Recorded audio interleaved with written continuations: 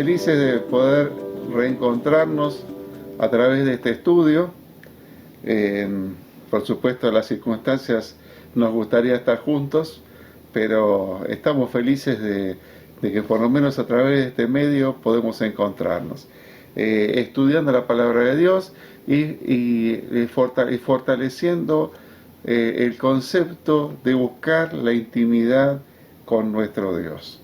Hemos tomado para eso el estudio del Evangelio de Juan, porque Juan era el que más cerca estaba en la tierra de Jesús. Él estaba siempre junto a él. Y lo vemos en situaciones donde Jesús mismo lo llevaba, siendo el más joven de todos, lo llevaba para que pudiera disfrutar, para que pudiera ver, para que pudiera testificar. Y seguramente a esta altura te considerarás un hijo amado porque tienes un padre, y como dice la Escritura, tenemos a un Dios todopoderoso, a Jesús, Dios hecho hombre, por cuyo nombre son hechas todas las cosas. En su nombre, si nosotros pedimos en su nombre lo que queramos, Dios dice que lo va a hacer. Lo que pedamos en la tierra, Él lo va a hacer. Y hemos aprendido que nuestras vidas son el templo del Espíritu Santo. En el tiempo donde Jesús estuvo en la tierra, el Espíritu Santo caminaba en la persona de Jesús. Una cosa que los judíos no podían entender era que el cuerpo de Jesús era el templo. Pero si hay algo que le era más difícil, era que algo tan puro como Dios mismo pudiera entrar en nuestras vidas. Hermanos, sintámonos privilegiados de que el Espíritu Santo, la presencia del Señor, está en nuestras vidas. Su presencia, como si Moisés pidió que fuera con ellos, no iba a ir a ningún lado, nosotros podemos estar felices de que su presencia está siempre y no se va. Por supuesto, tenemos algunos obstáculos de los cuales hoy queremos estudiar. Hemos visto el pasaje de la mujer samaritana, hemos visto los milagros que el Señor hizo, los primeros milagros que el Señor hizo, como la conversión del agua en vino. Hemos visto después el encuentro con Nicodemo, y en todos estos milagros, sumado al milagro del capítulo 5, donde el Señor sana a un paralítico, claramente lo que el Señor está objetando en la vida de los religiosos de la época, en la vida de las personas que supuestamente sabían mucho de Dios, algunas cosas que también pueden encontrarse en nosotros. ¿Saben? Nosotros recibimos a Jesús, le hemos recibido como Señor y Salvador, y lo que sucedió fue un gran cambio. El primer problema que solucionó es nuestro pasado.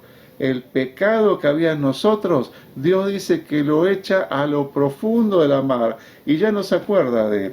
Pero usted y yo compartirá que seguimos pecando. Por eso que Dios dice en su palabra que abogado tenemos en el cielo. Nosotros tenemos un abogado, el cual un abogado te sirve para sacarte de las macanas que te mandás, las macanas que me mando.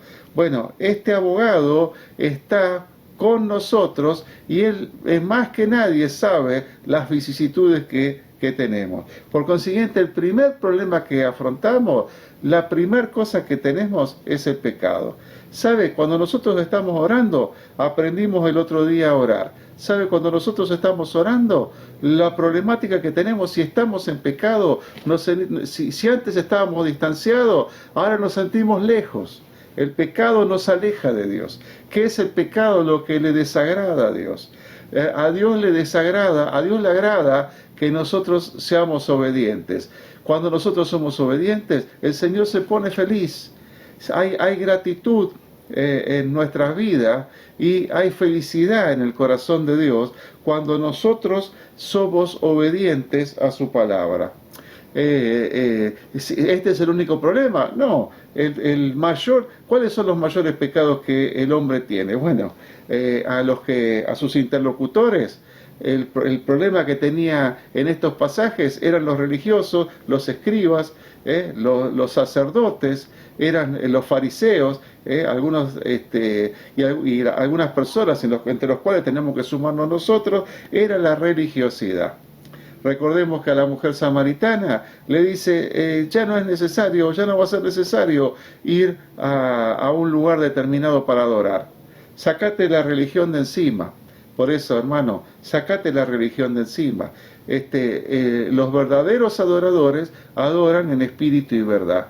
Entonces, había cosas en la antigüedad, y hay cosas aún que hacen que impiden que nosotros veamos a Dios. ¿Cuál puede ser nuestra religiosidad? Que las cosas se hagan de una determinada forma. Hermano, Dios no tiene forma. La gracia de Dios es multiforme. Recibí este mensaje. La gracia de Dios es multiforme. Y más en este tiempo. La gracia de Dios es multiforme. Estamos viviendo tiempos difíciles. No, que Dios va a actuar de esta forma, que Dios va a hacer esto, olvidémonos de eso. Dios actúa como Él quiere y nosotros tenemos que actuar sin prejuicio. Por ejemplo, en el capítulo 5, donde es sanado esta persona en el estanque de Betesda, interesante es que los judíos lo que le objetan al Señor es que había sanado en el día de reposo. ¿Saben? Tenemos algunos religiosos aún que se comportan de esta forma. Los religiosos finalmente se constituyen en jueces de todo lo que hay. Si hay algo terrible que nos sucede cuando nos convertimos en religiosos, es que estamos por encima de todo. No porque hacer esto, no porque hacer lo otro, no porque ¿cómo hace esto?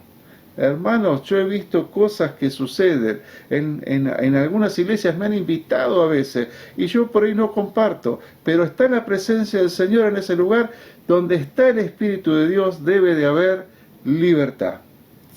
Libertad, que haya libertad en tu vida. No son las formas, no es lo que vos hagas, no es como vos lo hagas. Estábamos mirando, dicho sea de paso, les digo que la miren, porque está muy buena, La Cabaña, que la están dando en Netflix.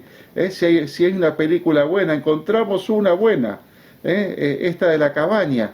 Bueno, la verdad, si ustedes saben que eso fue hace muchos años, escrita el libro y la película es reciente, pero lo que más urticaria producía era que Dios aparecía de una forma, no les voy a contar la película porque miren la película, aparecía de una forma que, bueno, pero ¿cómo sucede? ¿Cómo van a hacer eso?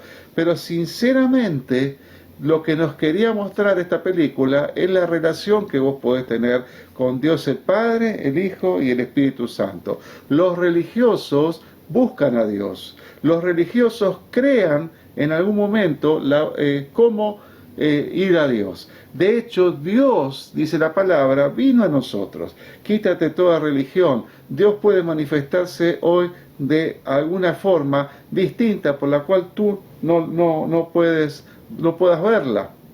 Lo último y lo más grande, dice la Biblia dice que el pecado más grande que no soporta a Dios, lo que nos separa de Dios es el pecado, pero el pecado más grande que no soporta y que estaba en esta gente mientras el Señor producía milagros, es el orgullo. ¿Saben?